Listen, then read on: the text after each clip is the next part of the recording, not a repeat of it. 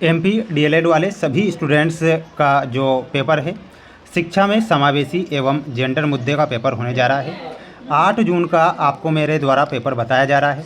प्यारे विद्यार्थियों, कल आपको ये पूरा पेपर के जो प्रश्न हैं आपको परीक्षा में देखने को मिलेंगे, इसलिए आप इस क्वेश्चन पेपर को पूरा ध्यान से देखें और इन सभी प्रश्नों को याद करें, क्योंकि ऐसे प्रश्न मैं आपको यहाँ पर बताऊँगा जो परीक्षा में बनेंगे।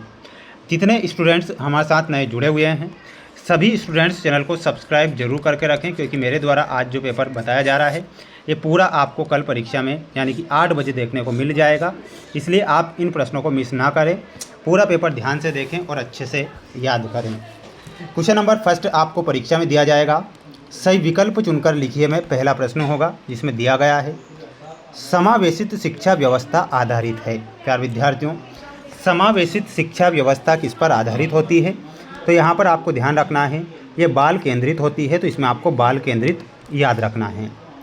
ब्रेल लिपि में कितने बिंदु होते हैं? माय डियर फ्रेंड्स, ब्रेल लिपि में 6 बिंदु होते हैं, तो 6 बिंदु आपको ध्यान रखना है।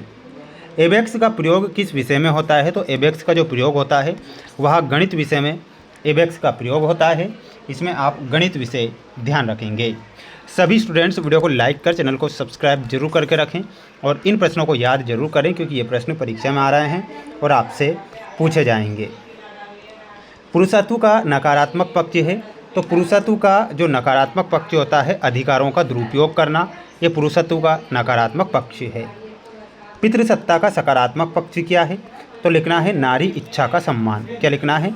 नारी इच्छा का सम्मान, ये पितृसत्ता का सकारात्मक पक्ष होता है। बढ़ेंगे हमारे अगले प्रश्न की ओर। अगला प्रश्न देखिएगा, ये आपके रिक्त स्थान परीक्षा में आएंगे, ध्यान से आप देखिएगा। भारतीय पुनर्वास अधिनियम में पारित हुआ था, तो ये कब पारित होता है? 1992 में। समावेशी पाठ्यक्रम है, तो समावेशी जो पाठ्यक्रम है ये एक व्यापक पाठ्यक्रम है, तो यहाँ पर आपको क्या लिखना है?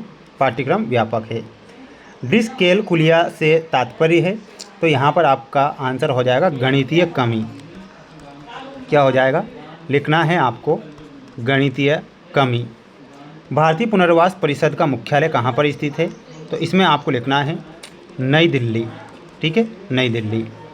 पितृसत्ता का आदर्श स्वरूप है, तो इसमें आपको लिखना है नारी योग्यता का सम्मान। क्या लिख कर आना है? नारी योग्यता का सम्मान। ये आप यहाँ पर करेक्ट करेंगे, स्क्रीनशॉट इसका ले लीजिएगा। बढ़ेंगे अगले प्रश्न की ओर। अगला प्रश्न देखिएगा, ये रहा आपका अगला प्रश्न स्क्रीन के सामने है, जिसमें प्रश्न दिए गए हैं। समावेशी शिक्षा क्या है? बालिका शिक्षा से क्या समझते हैं? ट्रेलर फ्रेम शिक्षण सहायक सामग्री किसके लिए है? नारीत्व क्या है? पुरुषत्व का एक सकारात्मक पक्ष बताइए। तो ध्यान से इनके आंसर देखना है। देखिएगा, यहाँ पर प्रश्न था कि समावेशी शिक्षा क्या है, तो इसके अकॉर्डिंग आपको लिखना है। ये 1 नंबर का क्वेश्चन है। समावेशी शिक्षा वह शिक्षा प्रणाली है जिसमें सामान्य और विशेष आवश्यकता वाले बच्चों को एक साथ एक ही विद्यालय में शिक्षा दी जाती है। तो इतना आप यहाँ पर स्क्रीनशॉट के माध्यम से लिखेंगे और याद करेंगे। बालिका शिक्षा से आप क्या समझते हैं? तो लिखना है बालिका शिक्षा का अर्थ बालिकाओं और महिलाओं को शिक्षित करना है, ताकि वे सामाजिक, आर्थिक और मानसिक रूप से सशक्त बन सके। तो दोनों के स्क्रीनशॉट ले लीजिए। अगला क्वेश्चन देखिएगा, तीसरा और चौथा क्वेश्चन था हमारा कि टेलर फ्रेम शिक्षण सहायक सामग्री किसके लिए है? तो इसमें क्या लिखना है? टेलर फ्रेम शिक्षण सहायक सामग्री मुख्य रूप से दृष्टिबाधित छात्रों के लिए गणित और बीजगणित सीखने के लिए है। नारीत्व क्या है? नारीत्व उन गुणों, व्यवहारों और भूमिकाओं का समूह है जिन्हें किसी समाज में पारंपरिक रूप से महिलाओं या लड़कियों के साथ जोड़ा जाता है। तो इतना आप यहाँ से स्क्रीनशॉट ले लेंगे। अगला क्वेश्चन था आपका कि पुरुषत्व का एक सकारात्मक पक्ष बताइए। तो पुरुषत्व का सकारात्मक पक्ष क्या होता है? पुरुषत्व का एक सकारात्मक पक्ष जिम्मेदारी और सुरक्षा की भावना है, जिसके अंदर व्यक्ति के अपने परिवार और समाज के प्रति समर्पित रहे। ये आप यहाँ पर लिखेंगे। सभी स्टूडेंट्स वीडियो को लाइक कर चैनल को सब्सक्राइब जरूर करें। इसके बाद देखिएगा, ये अगला क्वेश्चन है आपकी स्क्रीन के सामने। ये 2 नंबर वाले प्रश्न बताऊंगा, रट लो इन प्रश्नों को। देखिएगा, जैसे कि समावेशी शिक्षा की विशेषता पूछी जाएगी, बालिका शिक्षा में आने वाली समस्या पूछी जाएगी और वंचित बालकों की समस्या पूछी जाएगी। तो ध्यान से इनके आंसर देखना है। प्रश्न देखिएगा यहाँ पर कि समावेशित शिक्षा की 2 विशेषता परीक्षा में आएगी, तो याद करके जाना है। समान अवसर लिखना है पहला पॉइंट, और दूसरा पॉइंट में लिखना है सामुदायिक वातावरण। तो समान अवसर पॉइंट में क्या लिखना है, इसमें विशिष्ट आवश्यकताओं वाले बच्चों को सामान्य बच्चों के साथ एक ही विद्यालय और कक्षा में शिक्षा प्रदान की जाती है। दूसरा पॉइंट लिखना है सामुदायिक वातावरण में, यह बच्चों के बीच सामाजिक तालमेल और सहयोग को बढ़ावा देती है, जिससे उनमें हीन भावना पैदा नहीं होती है। तो इन दोनों के आंसर आप यहाँ से स्क्रीनशॉट के माध्यम से लिख लेंगे। बढ़ेंगे अगले क्वेश्चन की ओर। अगला क्वेश्चन था आपका कि बालिका शिक्षा में आने वाली 2 समस्याएं बताइए। तो 2 समस्या होगी, सामाजिक और रूढ़िवादी विचारधारा और आर्थिक पिछड़ापन।